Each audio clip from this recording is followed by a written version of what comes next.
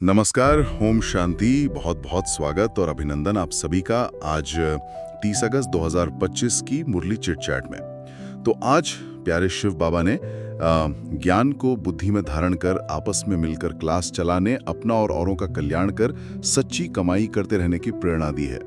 ऐसा लगता है बाबा आज हमें बहुत प्यार से हमारी जिम्मेदारियों का एहसास करा रहे हैं। बिल्कुल, और जिम्मेदारियों के साथ साथ वो ऊंचे भाग्य की भी याद दिला रहे हैं जो हमें संगम युग पर मिला है। बाबा आज पुरुषोत्तम बनने की हमारी इस रूहानी यात्रा पर बहुत गहरे स्नेह से हमारा मार्गदर्शन कर रहे हैं। वो जो हम सबके रूहानी बाप हैं, असंख्य आत्माओं के पिता, आज वो हमें इस सृष्टि चक्र के उतार चढ़ाव का और फिर से ऊंच पद पाने का रहस्य समझा रहे हैं। हाँ, तो आज की बातचीत बाबा के इसी गहरे प्यार और उससे मिलने वाली स्पष्टता, खुशी उसी पर रहेगी। और बाबा ने शुरुआत में ही एक बहुत महत्वपूर्ण बात पर ध्यान दिलाया, अहंकार का, कि बच्चों में कभी ये भावना आए कि अरे ये छोटी बालिका या कोई और हमें क्या समझाएगा। बाबा चाहते हैं हम नाम रूप से परे होकर सिर्फ एक बाप की याद में मुरली सुने। ये सुनने में सरल लगता है, पर अभ्यास में शायद उतनी ही गहराई मांगता है। निश्चित रूप से ये अहंकार ही तो है जो हमें बाबा के सीधे ज्ञान से, उनके प्यार से दूर कर सकता है ना। बाबा का फोकस हमेशा सोर्स पर है, मतलब स्वयं शिव बाबा और उनकी मुरली। सुनाने वाला तो निमित्त मात्र है। यहीं से तो रूहानियत की शुरुआत होती है, जब हम देह भान से ऊपर उठकर आत्मिक स्वरूप में टिककर सुनते हैं। अच्छा, तो बाबा की सबसे पहली पहचान जिसे वो बार बार याद दिलाते हैं कि वो हम सभी आत्माओं के रूहानी बाप हैं, कोई जिस्मानी देहदारी पिता नहीं। ये जो मुरलियां हैं, टेप्स हैं, ये सब हम बच्चों के लिए ही तो उनकी तरफ से भेजी गई वो अनमोल सौगात है। एकदम सही कहा। और इस पहचान को गहराई से अनुभव करना ही याद की यात्रा का आधार है। वो रूहानी पिता और हम उनकी रूहानी संतान। और ये जो समय चल रहा है, संगम युग, ये कोई साधारण समय नहीं है। बाबा इसे पुरुषोत्तम बनने का सुनहरा अवसर कहते हैं। जैसे लक्ष्मी नारायण सृष्टि नाटक में पुरुषोत्तम पद पाते हैं, बाबा हमें भी वही श्रेष्ठ पद पाने की विधि सिखा रहे हैं। ये बाबा का हम पर कितना बड़ा उपकार है, कितना प्यार है। बाबा ने सृष्टि चक्र के परिवर्तन का भी उदाहरण दिया कि कैसे हर चीज सतो प्रधान से तमो प्रधान होती है। ये समझने से संगम युग का महत्व और स्पष्ट होता है ना। हाँ बिल्कुल, बाबा बहुत सहज रीति से समझाते हैं कि जैसे दुनिया की कोई भी चीज नई से पुरानी होती है, मतलब उत्तम से कनिष्ठ, है ना। तो ये सृष्टि भी सतयुग में अपनी सर्वश्रेष्ठ अवस्था में होती है, फिर त्रेता द्वापर में मध्यम और कलयुग के अंत तक आते आते बिल्कुल कनिष्ठ यानी तमो प्रधान हो जाती है। बाबा इसी सबसे गिरी हुई अवस्था के बाद इस छोटे से संगम युग पर आते हैं, हमें फिर से सतो प्रधान उत्तम देवता बनाने के लिए। ये जानना ही कितनी बड़ी खुशी और जीवन को एक नई दिशा देता है। यहाँ पर एक सवाल जो कईयों के मन में आता है, और बाबा ने भी उसका जिक्र किया ब्रह्मा बाबा के पाठ को लेके जी, कि शिव बाबा इसी तन में क्यों प्रवेश करते हैं। इसके लिए बाबा झाड़ के चित्र का उदाहरण देते हैं। जी, ये प्रश्न स्वाभाविक है और कई बार उठता भी है। बाबा झाड़ के चित्र के माध्यम से बहुत सुंदर रीति से स्पष्ट करते हैं। चित्र में दिखाया है ना कि कैसे यही आत्मा जो शुरू में ब्रह्मा के रूप में तपस्या करती है, वही अपने अनेक जन्मों के चक्र के अंत में, अपने अंतिम जन्म में शिव बाबा के दिव्य अवतरण का आधार बनती है। उन्हें भाग्यशाली रथ भी कहा जाता है। तो ये कोई इत्तेफाक नहीं, बल्कि ड्रामा की एक निश्चित योजना है। तो इसे समझने और समझाने के लिए बाबा कहते हैं अक्लमंदी चाहिए। ये सिर्फ जानकारी नहीं, बल्कि गहरी समझ की बात है। हाँ, बाबा कहते हैं समझाने वाला बड़ा अक्लमंद चाहिए। यहाँ अक्लमंदी सिर्फ बौद्धिक चतुराई नहीं है, बल्कि रूहानी समझ और बाबा से प्रीत बुद्धि की निशानी है। जिनकी बुद्धि बाप से जुड़ी है, प्यार से लगी हुई है, प्रीत बुद्धि, वही इन रहस्यों को समझकर विजयी बनते हैं। और जिनकी बुद्धि संशय में है, विरोध में है, विपरीत बुद्धि, वो इस ज्ञान और वर्षे से वंचित रह जाते हैं, विनाश को प्राप्त होते हैं। बाबा ने ये भी चेताया कि एक की भी गलती, किसी की नासमझी से पूरे ईश्वरीय परिवार का नाम बदनाम हो सकता है, इसलिए बहुत ध्यान से चलना है। बाबा तो आने वाली मुश्किलों से भी आगाह करते हैं, बताते हैं कि कैसे कई बार विरोधी लोग झूठे इल्जाम लगाते हैं, झगड़ा करते हैं यहाँ तक कि चित्रों को भी नुकसान पहुंचा सकते हैं। लगता है बाबा हर परिस्थिति के लिए हमें तैयार कर रहे हैं। बिल्कुल, बाबा सिर्फ ज्ञान नहीं देते बल्कि व्यवहारिक मार्गदर्शन भी देते हैं। इसीलिए उन्होंने चित्रों को इंश्योर कराने जैसी मतलब प्रैक्टिकल सलाह भी दी। वो जानते हैं कि ये दुनिया तमोप्रधान है और यहाँ बुराइयां क्रिमिनल वृत्ति का सामना करना पड़ सकता है। बाबा हमें सावधान रहने और बहुत समझदारी से पवित्रता की शक्ति से अपना बचाव करते हुए आगे बढ़ने की प्रेरणा देते हैं। ये उनकी हम बच्चों के प्रति कितनी परवाह दिखाता है। बिल्कुल।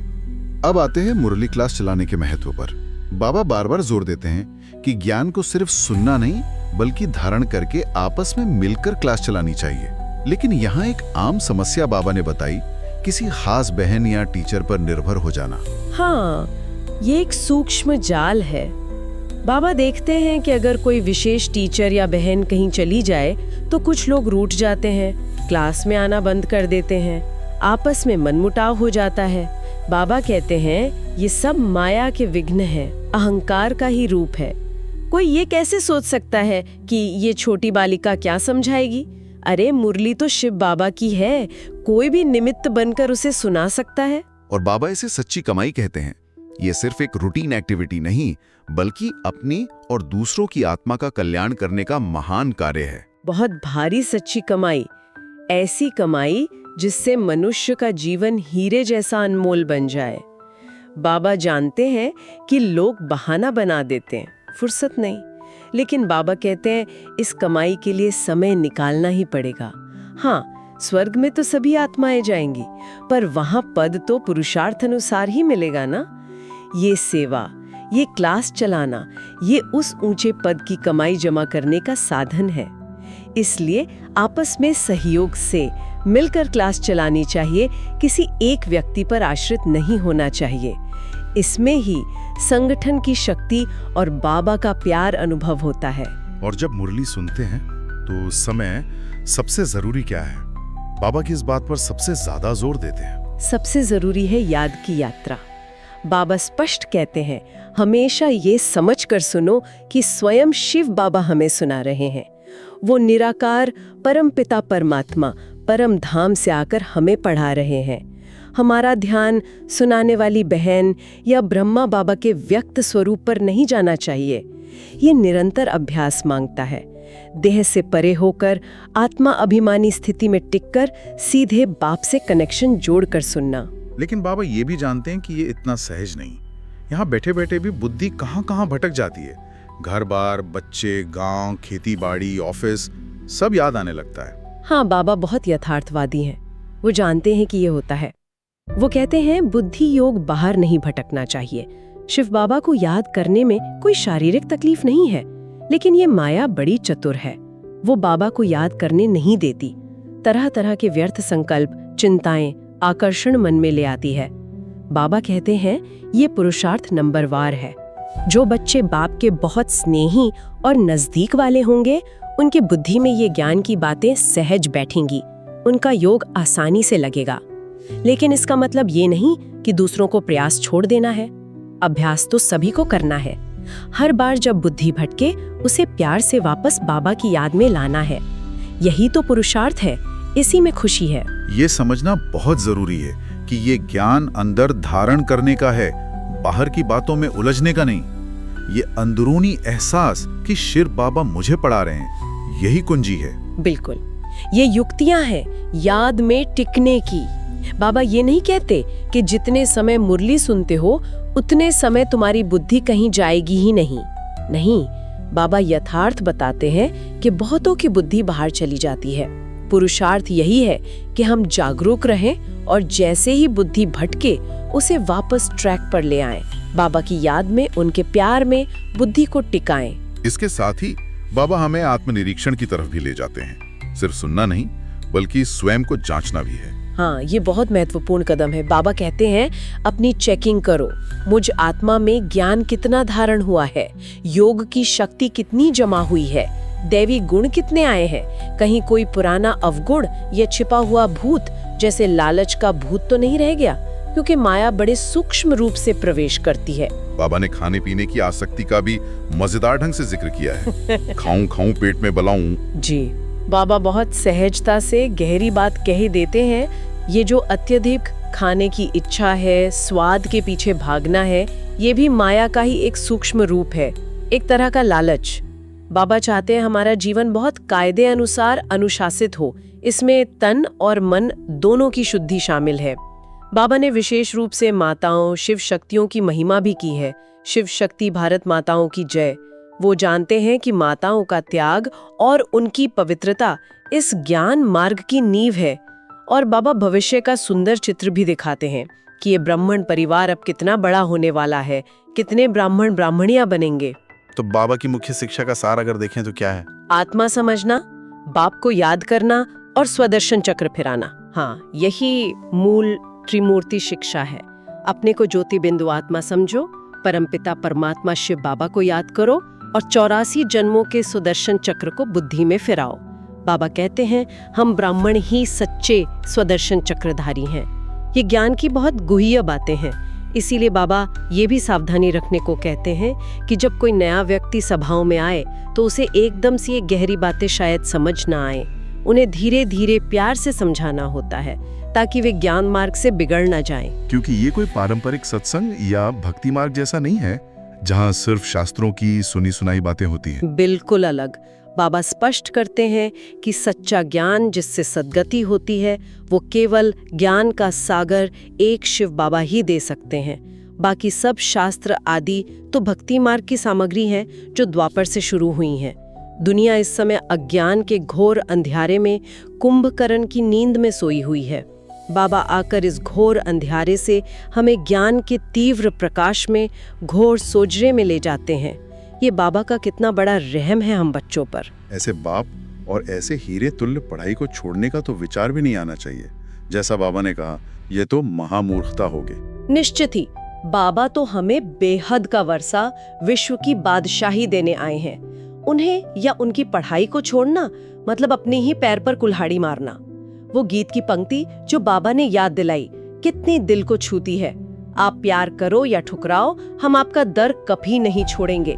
ये है अविनाशी निश्चय और अटूट प्रेम। बस जरूरत है अच्छे लक्षण धारण करने की और आपस में एक दूसरे की संभाल रखने की।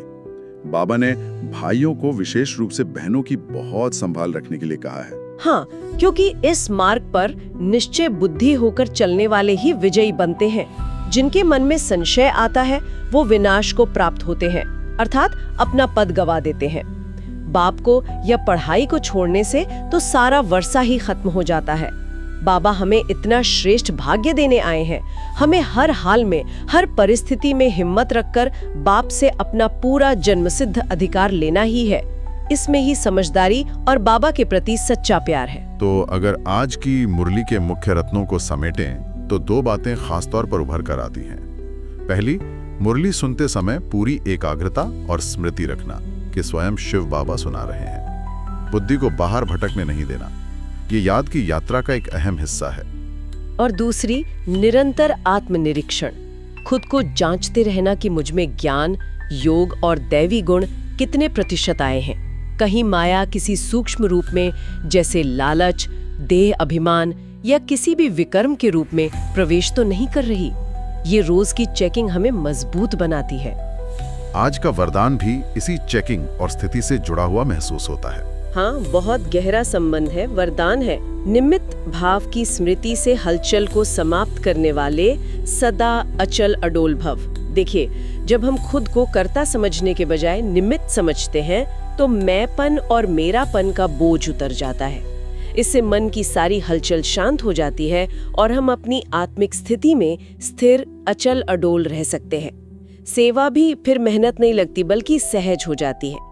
ये निमित्त भाव का स्मृति कवच हमें हर परिस्थिति में सेफ रखता है। और स्लोगन भी कितना शक्तिशाली है, सर्व बातों में न्यारे बनो तो परमात्मा बाप के सहारे का अनुभव होगा। बिल्कुल, ये न्यारापन ही तो कमाल करता है। जितना हम इस पुरानी दुनिया की बातों से, देह और देह के संबंधों के भान से न्यारे होते जाते हैं, उतना ही स्पष्ट रूप से हमें परमात्मा बाप के सहारे का, उनकी मदद और उनके प्यार का अनुभव होता है। न्यारा बनना मतलब कमजोर बनना नहीं, बल्कि सर्वशक्तिमान बाप के सहारे से शक्तिशाली बनना है। और आज का अव्यक्त इशारा भी दिल को छू लेने वाला है। सहज योगी बनना है तो परमात्मा प्यार के अनुभवी बनो। कितना सुंदर इशारा है। आज दुनिया में भटकती हुई आत्माओं को सबसे ज्यादा किस चीज की प्यास है? शांति और रूहानी स्नेह की। हाँ। हर तरफ अशांति और प्यार का सूखा है। बाबा हमें इशारा दे रहे हैं कि हम अपनी सेवा द्वारा, अपने कार्यक्रमों द्वारा पहले आत्माओं का संबंध बाप के सच्चे रूहानी प्यार से जोड़ें। हाँ। जब उन्हें वो निस्वार्थ प्यार मिलेगा तो शांति का अनुभव स्वतः होने लगेगा। बाजी। हमारे अपने जीवन में और हमारी सेवा में प्रेम और शांति का ये संतुलन स्पष्ट दिखाई देना चाहिए। हाँ, ये संतुलन बहुत महत्वपूर्ण है, प्रेम स्वरूप भी और शांत स्वरूप भी। हाँ, और शायद आज की इस चर्चा के बाद हम सभी इस पर थोड़ा विचार कर सकते हैं कि पूरे दिन में वो कौन सा एक विशेष संकल्प, आदत या माया का रूप है जो बार बार हमारी बुद्धि को बाबा की याद से, उनके प्यार से हटाने की कोशिश करता है। क्या वो देह अभिमान है, किसी व्यक्ति या वस्तु के प्रति आकर्षण है, भविष्य की कोई चिंता है, या खाने पीने जैसी छोटी आसक्ति है? उसे पहचान कर, होश में आकर प्यार से अपनी बुद्धि को वापस बाबा की याद में लगाने का अभ्यास कैसे कर सकते हैं? हर क्षण एक नया अवसर है अपनी उस सच्ची कमाई को बढ़ाने का, बाबा के और करीब आने का। बहुत ही सुंदर और गहरा चिंतन। हाँ। अच्छा, ओम शांति।